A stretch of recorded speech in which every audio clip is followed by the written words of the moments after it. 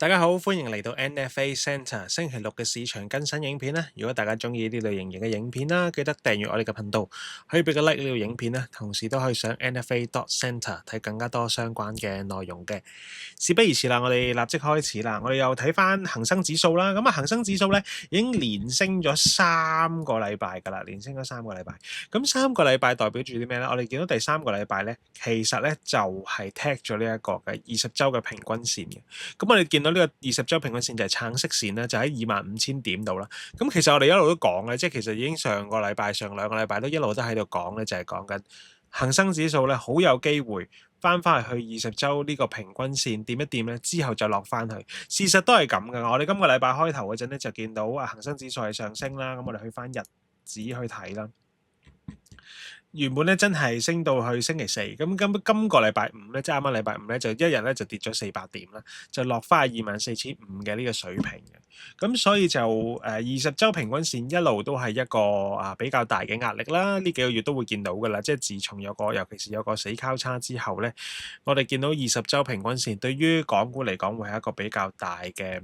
一個阻力位啦。咁所以25,000，你話會唔會再測試多一次咧？咁我嘅基本假設其實都係唔會即係會高過，暫時係唔會高過20週平均線嘅。點解咁講咧？就係我哋之前一路都講，其實我哋今年嘅走勢咧，就同2018年咧基本上咧就好一致嘅。咁我哋繼續攞翻2018年個 bar pattern 睇下我哋而家行到去邊度啦。咁啊，如果我哋真係攞晒成個2018年嘅走勢拍翻落我哋年頭嗰個走勢咧，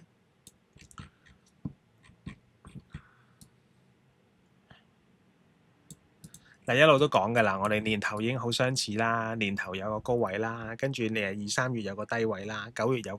有個高位啦，咁而家咧就去到我哋前2個禮拜咧就講咗咧，恒生指數咧似乎就跌多咗嘅，比起2018年跌多咗幾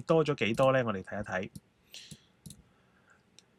比起原本咧就可能跌多咗大概5% 度啦，咁跟住咧其實你會見到好快咧就上翻去上邊呢個位，即跟 track 翻2018年嘅嗰個行法啦。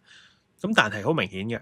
即係呢個20週平均線係穿唔過。咁所以今個禮拜五就點解話跌翻落去就其實好簡單，就係呢個原因啦。咁我哋喺 NFA Centre 呢度咧，咁我哋就唔以一個任何新聞嚟做一個主導嘅，反而我哋攞一個歷史嘅走勢啦嚟去估咧究竟之後點樣行嘅。咁所以我哋就唔會睇話可能突然之間又話打仗，或者突然之間有啲咩新聞導致嗰啲事，而係我哋睇翻以前究竟係點樣行，然之後去諗下之後係點樣行。咁所以喺呢個情況下，其實你依然咧會見到恒生指數其實都係跟緊黃色線去繼續行嘅。咁未來幾個禮拜其實我都預計繼續會慢慢落啦，落到直至大概第4季開頭咧10月尾度咧就真係會見到個低位啦。咁我哋嗰陣都係估咧21,000到20,900點附近咧就會見到今年嘅低位。咁之後就應該有機會升翻上去，但係似乎喺短期嚟講呢2個月即係尤其是而家7月中啦，咁7月中之後嘅走勢似乎都係繼續一個向下嘅一個趨勢啦。咁我哋睇翻 HSI 除以成個貨幣供應，香港嘅貨幣供應 M2 啦，HSI 除咗貨幣供應 M2 咧係連20週線咧都已經冇掂咧，就落翻去。當然可能下個禮拜有機會真係會掂一掂，但係即係就算掂一掂都唔會無改我哋依然嗰個嘅諗法咧，就係始終恒生指數今年點都係弱㗎啦，尤其是咧嚟話我哋睇翻呢個週線嘅 RSI， 週線嘅 RSI 咧而家46.04，依然喺50樓下咧，我哋依然會認為呢個係一個嘅短暫嘅一個熊市啦。咁所以就恒生指數始終都係暫時都未有一個話rotation 啊，即係一個改變啊，即係或者轉做牛市一個跡象啦，始終都係繼續向下咁樣行咧。咁呢樣嘢都已經我哋連續講咗幾個月㗎啦。咁然之後我哋再講一講金價啦。金價咧上個禮拜咧我哋就攞咗1973年嘅嗰個行法啦，直接拍咗落去咧就話其實可能會唔會有機會，其中一個可能性咧就係7月就已經見到一個嘅低位喺度啦。咁呢個係其中一個走勢啫。咁但係咧其實即係如果我哋睇翻嚟話2022年啦，對上一次嘅中期選舉年咧，其實個真正低位咧喺10月先出現嘅。2022年係10月，再上一個咧18年咧就8月中出現嘅，8月中出現。咁所以就究竟我哋其實應該係7月、10月定係附近咧？其實我就會覺得其實真係會係呢一季內出現，即係你話7到10月或者7到可能係9月啦，呢啲時間咧，其實呢一輪嘅時間應該係金嘅低位咧，應該差唔多出現。當然，我哋上個禮拜攞1973年去比咧，其實係有啲有啲 controversial 嘅，即係有啲激進去睇咁樣睇嘅，即係因為1973年其實當年咧，即係都出現咗好多嘅一啲問題啦，一啲石油嘅問題啦，亦都或者係一啲嘅金本位嘅問題。當然嗰陣可能成個 system 係有啲問題，咁但係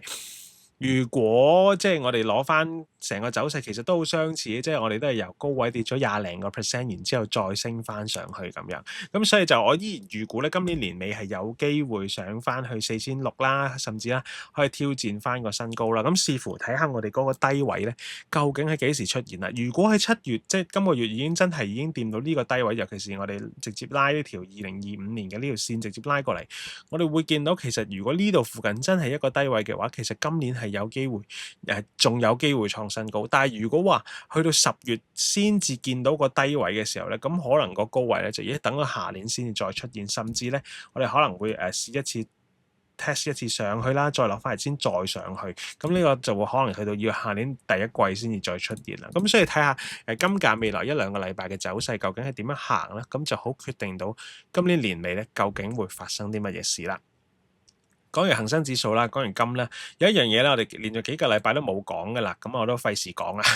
就係講個油價。咁今個禮拜即係又開始值得講翻啦。點解咧？就係話我哋之前咧前嗰幾個月啦，我哋一路都講咧，油價係喺指數升完之後先至見頂嘅。OK，咁我哋就嚟話見到標普500指數，就算你話呢一個禮拜跌咗少少紅色啦，咁但係其實佢依然喺歷史嘅高位上邊，咁 keep 住仲喺高位上面咧，咁所以我就仍然會覺得油價依然係仲有機會咧係上一個更加高嘅高位嘅 ，OK， 更加高嘅高位。但係當然我哋啱啱呢幾個月即係由高位跌咗落嚟，其實都好似都有30%啦，我記得。最高係跌咗40%嘅43%，咁但係咧，你會見到喺50週線咧，我哋呢幾個禮拜咧就得到一個幾好嘅 support 嘅，幾好嘅 support。更加重要嘅係咩咧？即係呢個 US Oil 咧，我哋見到咧，佢嗰個 RSI 咧係重返咗50嘅水平，而家係50.68。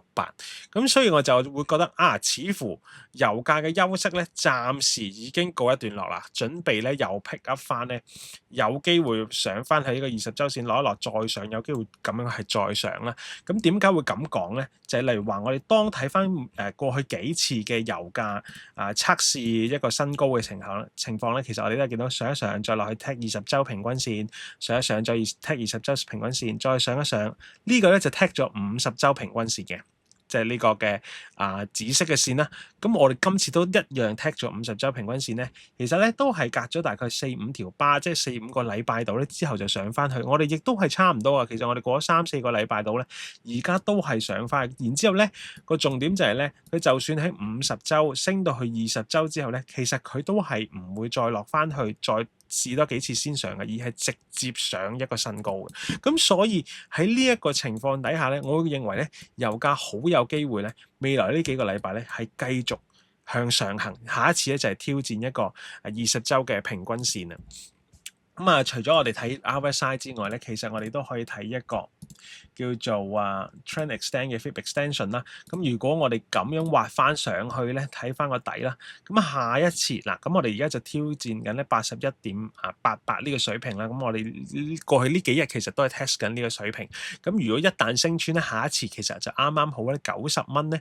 90蚊咧，其實就係20週平均線嘅一個高位嚟嘅，咁可能都會喺呢度留一留一陣啦，咁然之後先至再上去啦。咁但係你話會唔會真係可以 test 翻124蚊去翻之前嗰個新高117附近嘅水平咧？咁就真係要再睇下個市場嘅狀況係點啦。尤其是咧，我哋會睇到呢個標普500指數咧，好有機會就係喺我哋嚟緊嘅8月中開始咧，係出現一個嘅疲弱嘅情況出現啦。其實咧，你見到嘅呢幾個禮拜咧，即係完全即係自從我哋6月嘅嗰一個 consolidation 之後咧，即係6月嘅一個跌幅之後咧，而家其實我哋係一個上上落 consolidation 嘅位置啦。咁其實呢個位置咧，其實你話尤其是我哋之前咧就講過咧，已經好多年發生咗㗎啦，就係、對上一次中期選舉年嚇、我哋由呢個6月跌落去嗰個嘅年尾咧，就係、其實就跌咗10% 啊！呢、個就係2018年係啦，2018年咧，我哋由一個嘅佢由10月開始9月幾10月啦，咁就跌到落12月咧，其實跌咗2成嘅。咁再之前咧，2014年咧，2014年我記得係跌咗10% 啦，跟住2018年跌咗20% 啦，2022年咧都一樣由呢個高位跌咗20%嘅，我哋度一度。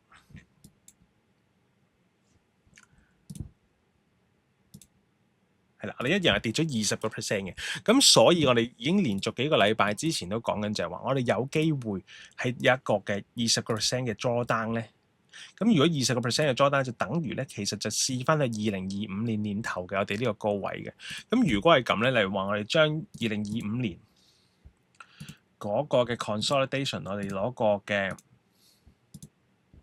bar pattern 啦，因為呢個係一個20% 嘅跌幅啦。如果嚟話直接抄翻呢一個落嚟咧，其實你覺得都要有少少類似嘅。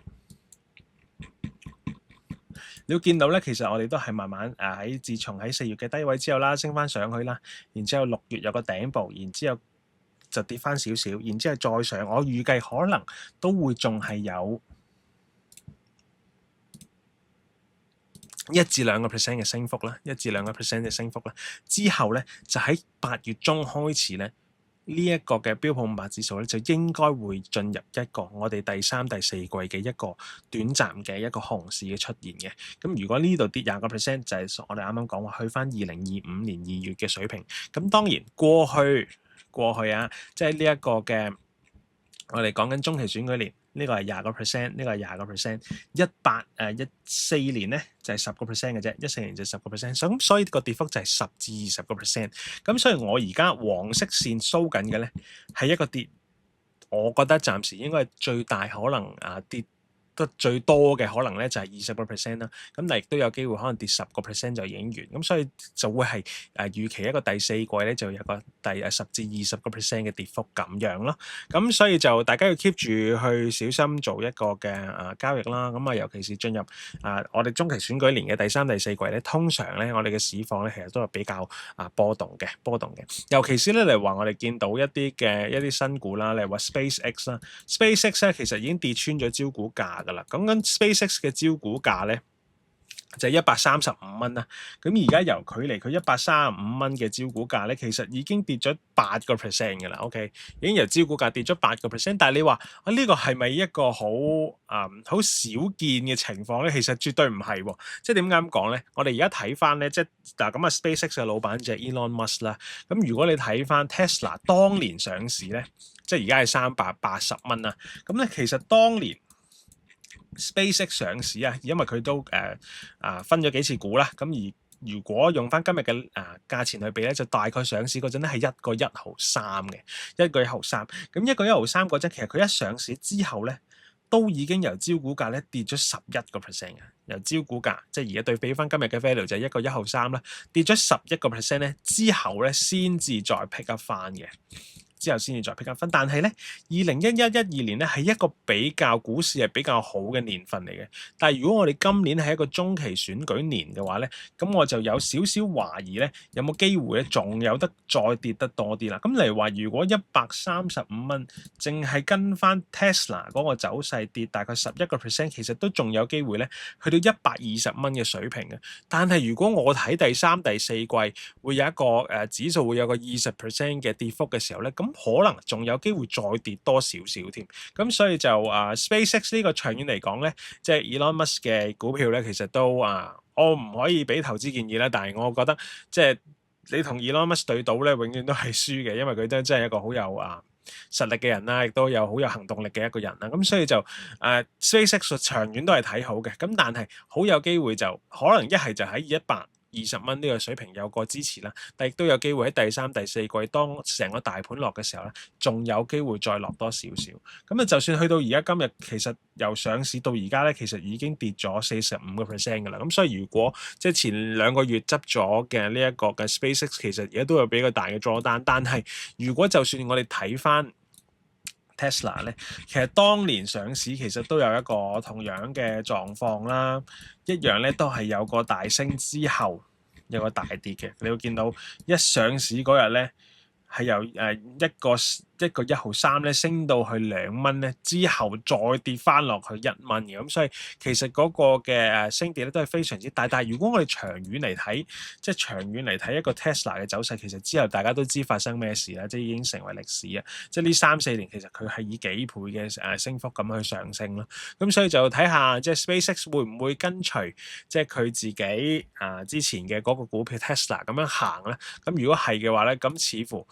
SpaceX 喺我哋下半年之後先至開始繼續配置咧，會比較好啦。尤其是我哋都要等得真係跌到落去一個低位，然之後我哋見到佢喺一個橫盤嘅時候，先至會再考慮咧，都要等佢再跌多一陣先至會再考慮。咁呢個就係大概我哋今個禮拜嘅一個 catch up 啦。咁下一次嘅聯儲局會議咧，其實仲有11日嘅11日。咁所以下個禮拜我哋會有個更加明確嘅市場走勢啦。咁過去1-2個禮拜我哋都知道咧，其實美國嘅一個通脹數據咧，比起想象中緩和。